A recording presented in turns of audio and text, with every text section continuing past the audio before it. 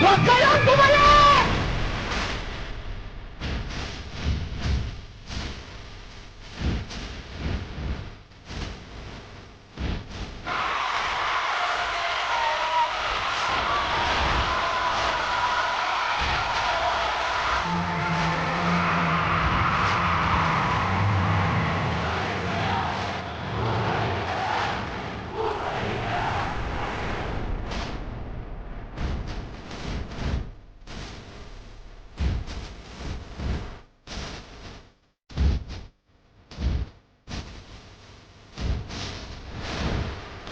Huwag kayong bumalik! Huwag kayong bumalik!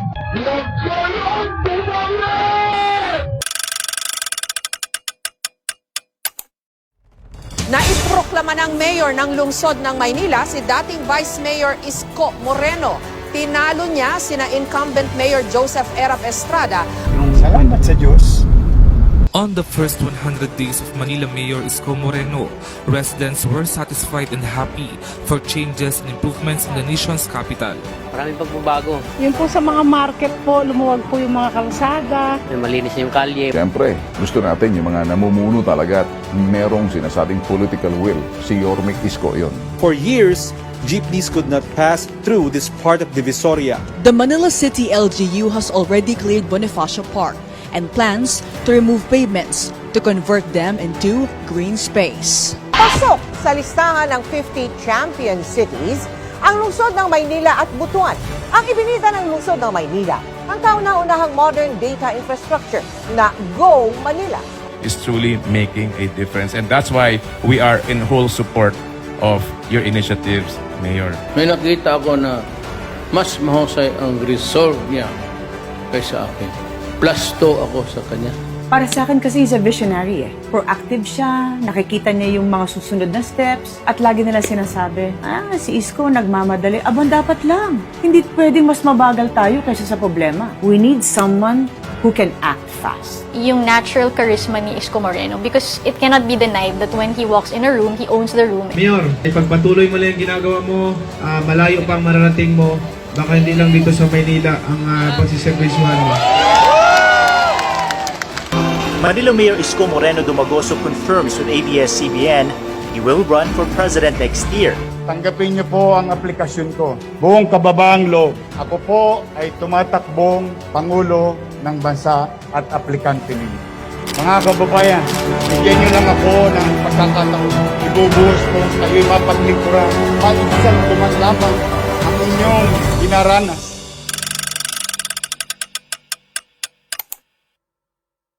It is now official, Ferdinand Marcos Jr. is the President-elect of the Philippines. So muli, congratulations sa lahat ng nanalo at sa lahat ng sumuporta sa amin. Maraming salamat po sa inyo. The Philippines capital is set to have its first female mayor, Honey Lacuna. Ano nangyayari sa Manila?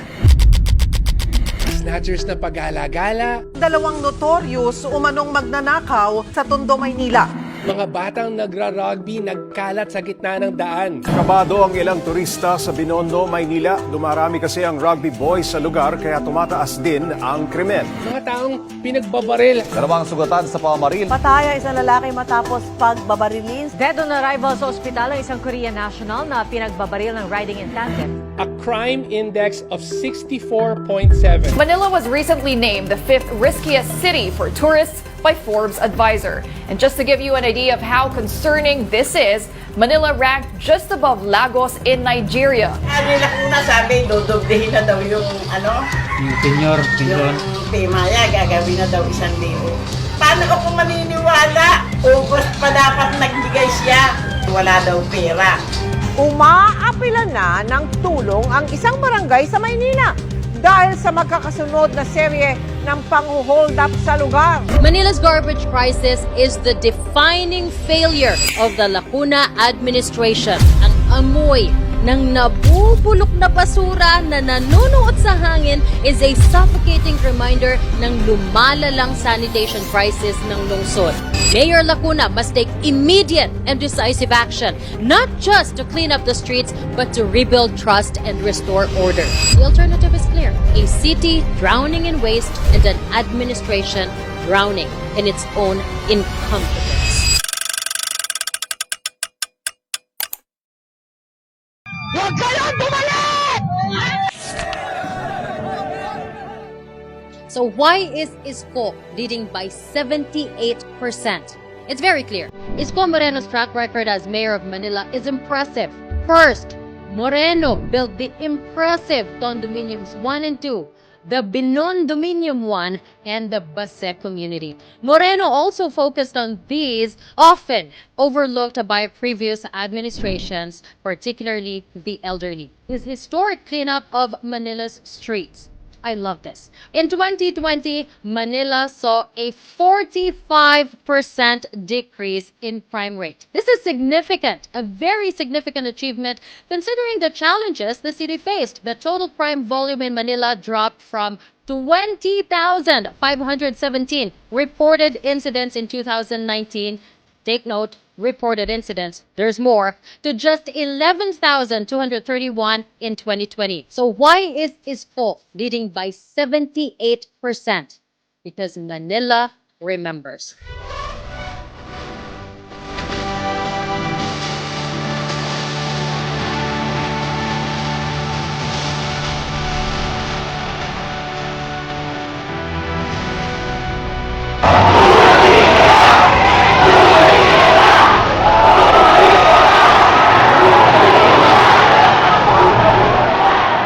Dalawang linggo na lamang bago ang eleksyon at ayon sa survey ng Okta, DZRH at iba pa, kahit ipagsama mo pa ang mga boto ni Sam Versosa at kanila Lacuna, kalahati lang sila ng boto ni Yorme o Moreno.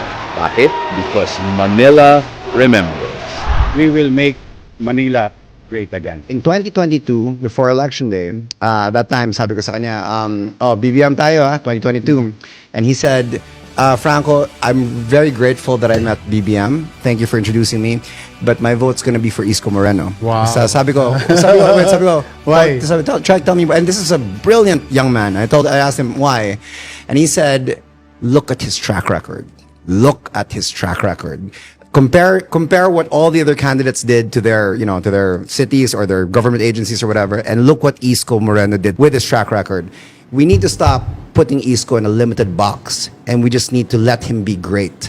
Because if we let him be great, he can be our Lee Kuan Yew. Sabi mo sa kanya, thank you for appreciation. Ang nangunguna dyan, Lakay, ang kilalang-kilala, hindi lang sa lungsod ng Maynila, kundi buong Pilipinas, si Yorme, Lakay. Pag sinabing Yorme, siya na yun eh. Si Mayor Isko Moreno, Lakay, na nakakuha ng 63%. Wow, ayan. Number 2. Number 2, ang incumbent na alkalde ng Maynila ay si Mayor Hani Lacuna, Lakay, na nakakuha ng parang ang layo, medyo malayo ito. 18% Lakay. Wow, wala pa sa... Versus 63%. Wala pa sa kalahati. Walang kalahati ang lamang. And of course, doble-doble ang lamang, Lakay. Sorry, ayan. And of course, pangatlo, Lakay, sinundan siya ng nandito kahapon. Si SV, Sam Versosa, na mayroong 16%. At pang-apat, Lakay, 1% ang kanyang nakuha, Raymond Bagatsing. Ito ba artista? Raymond Bagatsing? Alam ko, Lakay, yes siya. At itong mga sumunod, Lakay, 0, wala na eh. Michael Sai, oo. Wow, taas, 0%. Sabi ko naman, mga Alaska talaga. Sorry.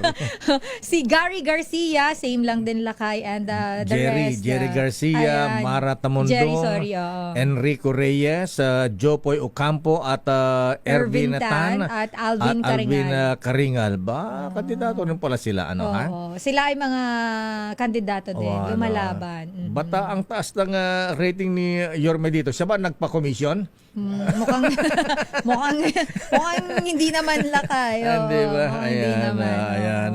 Congratulations kay Yorme. Sige, pakilala mo natin mga bisita. I love Isko! I love Isko! Andiyan na yung love ko! nakapanood. Oy, I love Isko, shout out, I love you too. Subscribe, I love you.